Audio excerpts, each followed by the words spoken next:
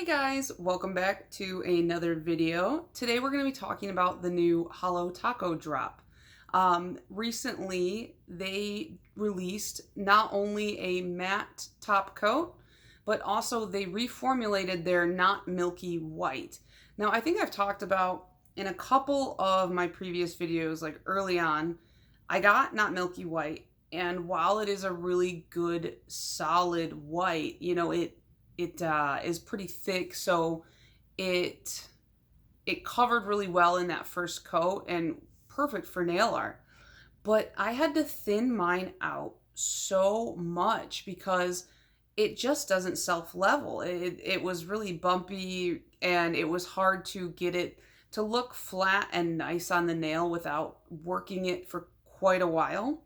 So they did end up actually reformulating it, and I did pick that up. Somebody in my comment section actually asked me if I was going to pick it up, and initially I wasn't. I was going to wait until, I believe there's supposed to be some kind of spring drop coming out. She's hinted at pastels. So I was going to wait for those to come out and then just tack the new Not Milky White and the matte top coat onto my order to save on shipping. But then I went on the website just to look, and I thought, well, I'm still missing a few of her polishes, so if I just add the ones I'm missing, I'll hit the free shipping threshold anyways. And so that's what I did, and I'm still missing, I think, five of her nail polishes. I need 2 of the unicorn skins, 2 of the hollow toppers, and I need royalty blue. I think that one has been out of stock forever, and she did say in a recent podcast that is going to get reformulated as well, so I'll pick that up soon. But what we're going to do here today is just kind of compare the old and the new Not Milky White, and I also have the matte topper, so we can throw that on there as well, just so you guys can check it out. I've already worn the matte topper for 4 or 5 days in a mani, and I can already tell you it's my favorite matte top coat that I own so far. It doesn't get oily like a lot of the other matte top coats that I've worn do. So that's a huge plus, and it is super matte. But anyways, we are going to get right into the comparison of these 2 polishes. I'm going to show you there is a slight difference just in the brushes as well. So we'll get into that. I'll give you a top-down overview, and then I will let you know my thoughts at the end. We're going to get into our comparison of the old and the new Not Milky White polishes by Holo Taco. And we're just going to take a look at what differs between the 2 bottles physically and then how they apply to the nail. Now, keep in mind, I have thinned this one quite a bit. It's still pretty inconsistent though, so I think that this will be a pretty fair comparison. And then after we dry down those swatches, I did buy a brand new super glossy taco because I'm running low. So we'll show them both with that on top as well as the new matte top coat, because I feel like if anything is a true test of how level a polish is, it's a matte top coat. Matte top coats show every single flaw with your nail polish, so this will be a really good baseline to look at. So first of all, we have these 2 here. They look fairly the exact same. You know, they are the exact same bottle. I don't think the Holo Taco is going to change their bottle anytime soon. The only difference, as you can see here on the bottom, is they have this difference in the sticker. Like before, these were just stickers that said the name. Now they peel up. I'll show you. I actually, on my matte top coat, it started to peel up, and it probably has the ingredients under there. No, it's got just information on their, like, ownership, their trademarks, whatever. And then it's got just some, like, flammable, and then it shows how long it's good for or whatever. But we all know nail polish never expires, so that doesn't matter. But anyways, if you take a look at the old old Not Milky White, the brush looks like this. And Christine, the creator of Holo Taco, has said that this is the type of brush she prefers. She likes the skinnier brush, And then on the new Holo Taco Not Milky White, we have a much wider brush head here. Now, if you compare the two side by side, it looks to be probably about double. It's very flat. It's a slightly rounded tip so that you can really get into that cuticle area. I haven't used this on my nails yet, but while I don't really have a brush preference, like I can work with anything, the wide flat brushes are really nice. They offer a lot more coverage. So what we're going to do is just on this swatch wheel, we're going to compare old and new. Old and new, that's what the O and N stands for. And then we'll put glossy over these two and matte over these two and just see how it looks. So to start, some of the old polish here. Okay, hopefully you can see that better. I think I chilled the light out. Sometimes you just get those lights on max and you're like, yeah, that's fine. And then you get into editing and you're like, everything looks white. So you can see like, it's just really thick. And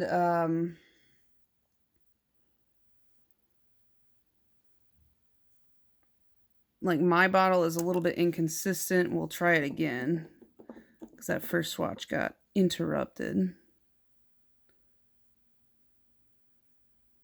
And this one's going on a little bit more smoothly, but it just doesn't really tend to level out completely. You can kind of see in a couple areas it's a little bit patchy, and you know, you can work with it to avoid that, but if you're going to be doing nail art, you don't want to overwork your polish. It's going to look a little bit funny.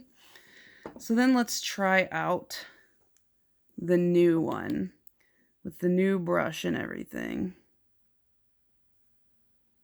Oh yeah, that one's way thinner than the first one. And it looks like I can see some very, very minor streaks, but that could just be how I applied it. And, you know, white is a lighter color, so it's a bit harder to kind of deal with something like that. I'm sure with the second coat, it will even out. But again, yeah, that went on super easy. I remember the first time I pulled out this one and I tried it on my nails and I was just so shocked. I thought I got a dud because it was such a struggle for me to put it on.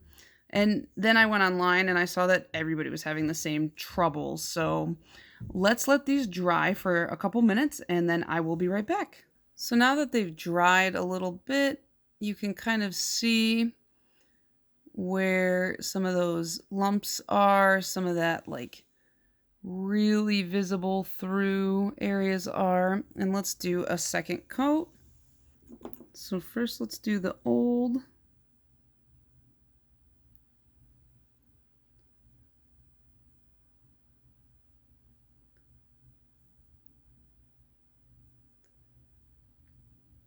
That one went on a little thick again, but that first swatch was not as great. So let's try the one that went on a little bit better.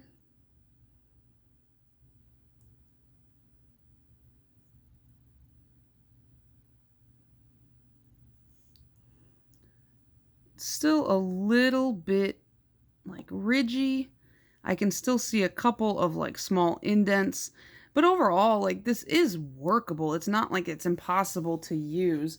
It's just like slightly annoying. Like if it's all if I had to choose a white to do nail art with, and the old Milky White or Not Milky White was all I had with all my other white polishes, I would still pick this over most of my other white polishes. It's just like really frustrating when you're trying to get it super even is all. So this is the new one, just goes so much more smooth. I think in part just due to the brush itself is so wide. So you have a lot of coverage really fast and it all is kind of that same level.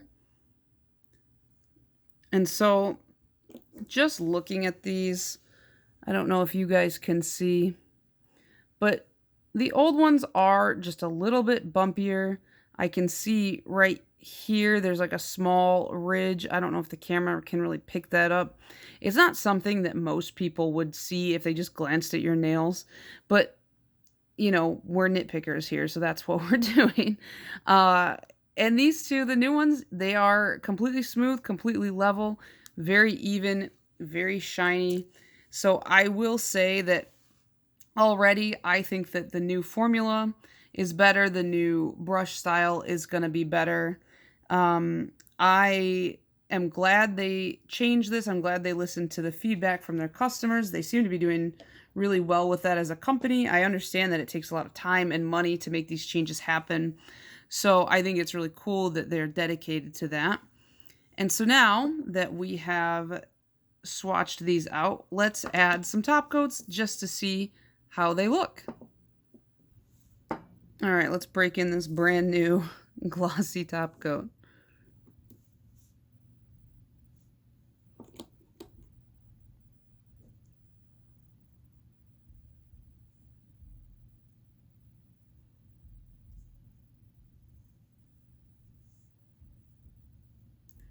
So there it is over the old one. I feel like even with a lot of the, because that one was like the bumpiest swatch, I feel like the top coat really evened it out. So there, once you have a thick top coat, it's really not a big deal.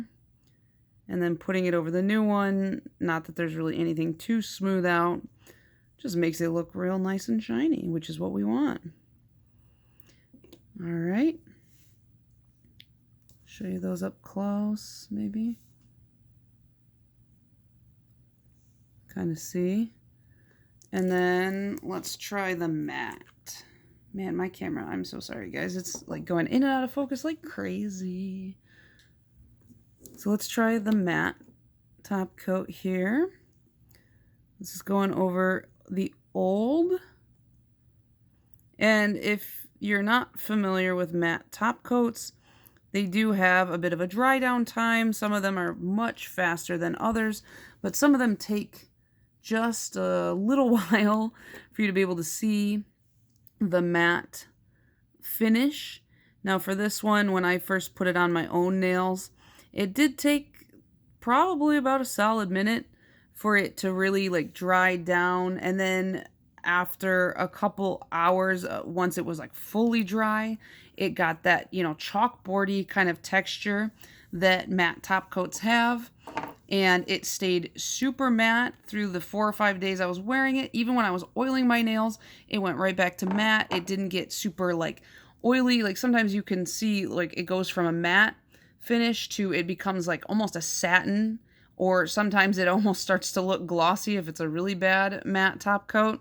So this one, I did not have that issue with the time that I wore it. I definitely feel like this is a good matte top coat. I will repurchase this when I run out, unless I come to any weird issues with it. So we're going to give this a couple minutes to dry down, and then I will show you how it looks. All right, so as you can see, we've dried down pretty matte over here. You can kind of compare it to the glossier side. You can see that sheen. I'll probably take a picture and insert it too, just because, it's hard to see because I use my phone camera. It's hard to really pick up those finer details, but what I will say is that over here on the old swatch, I can definitely see all the indentations that the nail polish didn't dry completely even, where it didn't self-level. So that was exactly what I expected to happen. Matte top coat shows every single imperfection. You can see all the shadows, and everything like that. Whereas with the new one, it is so smooth, so flat. I can't find anything wrong with it.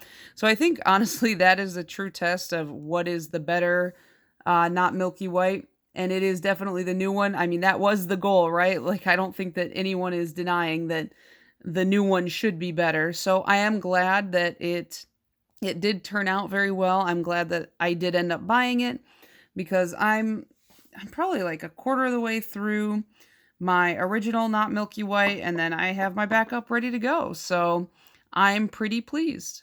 So how do you guys feel about the new Not Milky White? Did you pick it up? Did you have the old one and compare? Let me know if you kind of found it similarly to how I did. I just feel like the new one is so much smoother. I don't know if it's the brush. I don't know what they did to the formula. The formula does feel much thinner than the old one, even when I first bought the old one. So I think that I'm glad they changed this. I think they did a really good job. But I think that the real kind of star of this order isn't the Milky White, but I keep calling it Milky White. It's not Milky White. But the matte top coat. This is I like matte manis. I think they look really cool. But the biggest issue with matte toppers or matte nail polish in general is they get oily fast. If I think, at least for me, they do. I don't know about everybody, but I find that super matte look kind of goes away after a day or two, and you have to either do a new mani or re-up on the top coat, or they chip really fast. And I've tried the trick where you put a glossy top coat first, and then you throw the matte over that when it's dry, and I still find that it chips pretty quickly. With this one, I wore 5 days, which is longer than I normally wear a manicure anyways. I just didn't have time to paint my nails. And not only did it not get oily in that time, even with me constantly oiling my cuticles, it didn't chip at all. I think that I had one really tiny chip, and that was just because I like banged my thumb while I was washing my hands or something like that. It was so minuscule though, you couldn't even tell. It chipped off of my, like where I capped the tip. It wasn't even the actual nail itself. So honestly, I'm gonna keep trying this out. I have, other matte top coats. I've used the Essie one. I have a cheaper Sally Hansen one. I think I've tried a couple others as well, and they either aren't super matte, they look more satin than anything, or they get super oily, or they chip really fast. And, if it's supposed to be a satin top coat, I don't mind that it looks a little sateen, because that's kind of the point. But when it advertises itself as matte and it's satin, it's kind of annoying. I spend like $10 plus on a bottle of this stuff. I want it to do what it says. So I do highly recommend this top coat, especially if you love matte manis like I do. I think that matte nail polishes look really cool, especially when you do some kind of stamping nail art. It just really makes the design pop in a way, if that makes sense. So let me know down below, again, like I said, if you've tried either of these, what your thoughts were on them. And do you know any other really good matte top coats, like the one that I just described here, doesn't chip, doesn't get oily, etc.? Let me know in the comments down below. I'd really love to kind of broaden my top coat horizons, if you will. And don't forget to check out my Instagram and my Twitter. They're linked down below in the description box. And I will see you guys in the next one. Bye.